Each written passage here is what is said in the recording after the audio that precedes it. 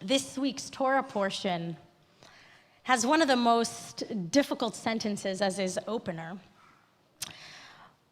Vayomar Adonai el Moshe, God says to Moses, Bo el Paro, go to Pharaoh, ki ani ichbadeti et libo ve'et lev avdav. For I have hardened Pharaoh's heart and the heart of his courtiers. Lema'an sheti otatai elei bekirbo, in order that I may display these my signs, meaning the plagues among them. The translation says, go to Pharaoh, for I have hardened his heart. But the word bo, which is what this Torah portion is named after, actually means come.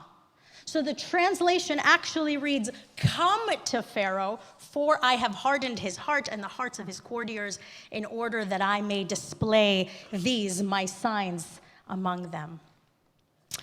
Come to Pharaoh instead of go to Pharaoh has a more intimate read.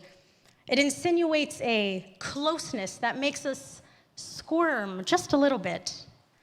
Could you imagine negotiating the outcome of your people with a Pharaoh, someone people think is almost like a god? And as you recall, when God entrusts Moses to lead the Israelites out of Egypt, Moses responds by saying, I can't do this job. I am heavy-tongued, meaning he has a difficulty speaking publicly, which I'm sure some of us can relate. He says, I'm not fit to be a leader, especially one that has to negotiate with Pharaoh, of all people. But I also want to look at the second part of the sentence, because it's equally intriguing, where God hardens or stiffens the heart of Pharaoh, making him even more outraged. It begs the question that if God can play a role in Pharaoh's temperament, why would God harden Pharaoh's heart in this moment and not make him more empathetic to the Israelites, to the slaves?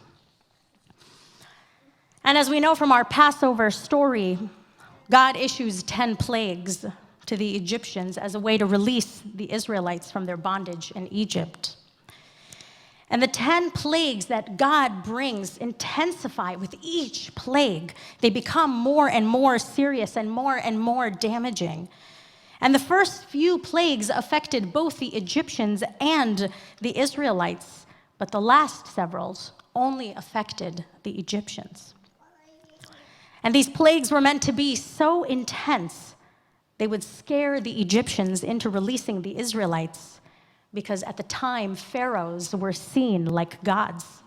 They had statues built in their honor, their faces imprinted everywhere, and their names preserved from generation to generation to make it seem like a pharaoh lived for centuries.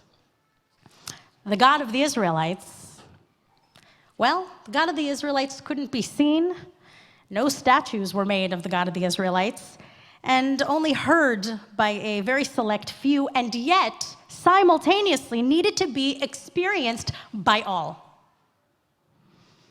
So in order to empower Moses and the Israelites to feel strengthened to fight this battle for their freedom, they needed the plagues to disrupt Egyptian society as a whole, their economic activity, the culture, and the region in its entirety. And the Israelites' faith in this moment was also being tested. The redemption of the Israelites were about to experience from Egypt to freedom was not just a physical journey, but also a spiritual one as well, to see if they believed in their God. God and the Israelites needed to send a strong message to the Egyptians to not only show their force, but to also strengthen the faith of the Israelites. And the Israelites, for the most part, passed this test. And so when our Torah portion begins with, come to Pharaoh, this indicates the moment when the Israelites become eligible of entering into negotiation with Pharaoh. And when God shows Pharaoh and his fellow Egyptian courtiers the mighty power of the Israelite God. Only then do the Israelites become worthy of conversation. The nuances in this Torah portion add a level of complexity that really reflects real life. The wording the redactors chose, "come to Pharaoh," offers us insight into the power struggle the Israelites had to deal with. Coming to Pharaoh also denotes an overcoming of fear the Israelites had to have in order to enter into this conversation with Pharaoh. And if that isn't challenging enough, God stiffened Pharaoh's heart even further, making it even more difficult to change his mind in releasing the Israelites. This Torah portion really pulls us into the book of Exodus, which will forever become our communal narrative.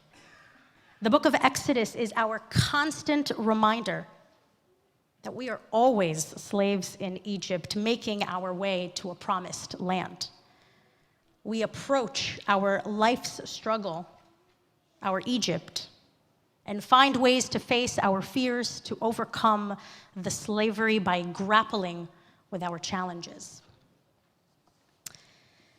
This past weekend, Cantor Sibo and I had the wonderful privilege of leading our 10th grade teens to New York for their confirmation trip.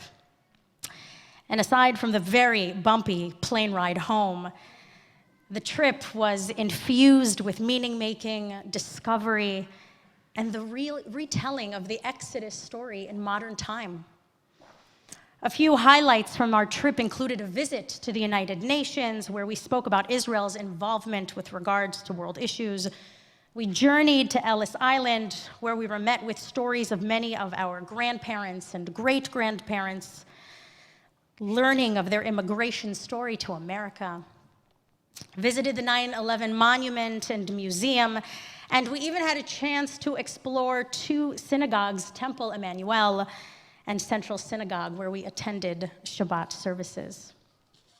And at each site, we created opportunities for dialogue, storytelling, and reflection to allow our students to connect with what they were learning, but more importantly, to understand that all of these places hold a special place in our heart and in our Jewish identities. Our teens reflected that they learned so much on this trip, and maybe equally so did we, their chaperones. Cantor Sibo and I had the chance to be reminded of what it was like to see some of these places for the first time and explore the nuances behind each site together. Our teens, brace yourself, weren't yet born when 9/11 happened, and have learned about it through their history books and their parents' memories. They don't recall where they were when the Twin Towers fell because they hadn't experienced it firsthand.